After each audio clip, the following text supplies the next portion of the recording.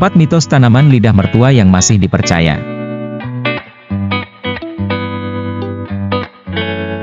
Mitos tanaman lidah mertua yang masih dipercaya oleh masyarakat Indonesia adalah pembawa sial karena bentuknya yang runcing. Namun, benarkah demikian? Simak penjelasannya. Tanaman hias adalah salah satu dekorasi alami di rumah. Selain menyegarkan, adanya tanaman hias di rumah juga dipercaya membawa efek positif. Dari sekian banyak jenis tanaman hias, lidah mertua atau snake plant termasuk tanaman yang jadi favorit. Manfaat lidah mertua adalah menyerap polusi, penghasil oksigen, hingga tanaman anti radiasi. Namun, tak sedikit yang percaya kalau tanaman lidah mertua juga bisa berdampak negatif jika ditanam di rumah. Salah satu mitos tanaman lidah mertua antara lain pembawa sial dan berisiko karena bentuknya yang runcing. Mitos tanaman lidah mertua yang masih dipercaya masyarakat. 1. Tanaman pembawa sial. Mitos tanaman lidah mertua adalah pembawa sial karena bentuknya yang tajam dan runcing.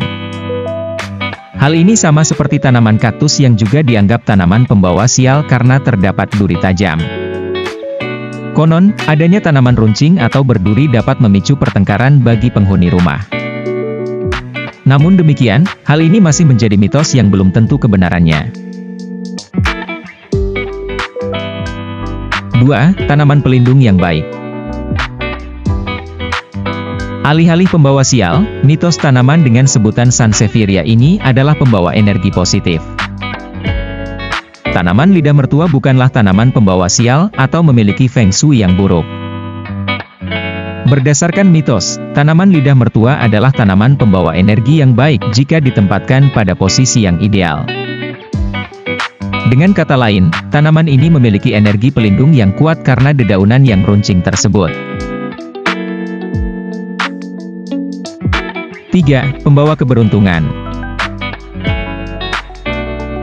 Mitos tanaman lidah mertua adalah tanaman pembawa keberuntungan asalkan dengan posisi yang tepat.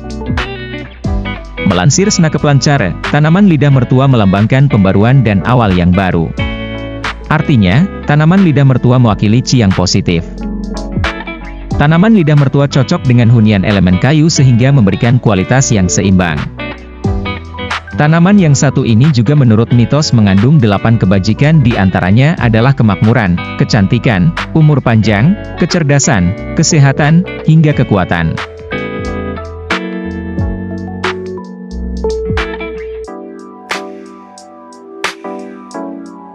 4. Menciptakan keseimbangan dan harmoni. Masih melansir Snakeplancara, tanaman lidah mertua dipercaya membawa keindahan, meningkatkan oksigen, dan energi positif. Berdasarkan mitos, tanaman lidah mertua mampu menciptakan keseimbangan dan harmoni. Hal ini tentunya sangat baik jika tanaman tersebut kamu tempatkan di rumah atau kantor. Alhasil, suasana rumah akan jauh lebih harmoni.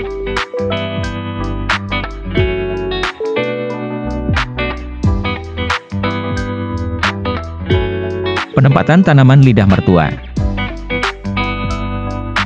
Mitos tanaman tersebut berhubungan dengan hal positif dan negatif. Entah itu menurut feng shui atau kepercayaan di berbagai daerah lainnya. Namun, orang Tiongkok biasa menanam tanaman ini di rumah mereka sebagai tanaman rumah yang berharga. Berdasarkan mitos, tanaman lidah mertua bisa berdampak positif asalkan dengan penempatan yang tepat. Sebaliknya, jika ditempatkan sembarangan maka energi agresifnya bisa berdampak pada penghuni. Menurut mitos, penempatan lidah mertua jangan ditempatkan pada area dengan lalu lintas ramai agar tidak membawa pengaruh buruk.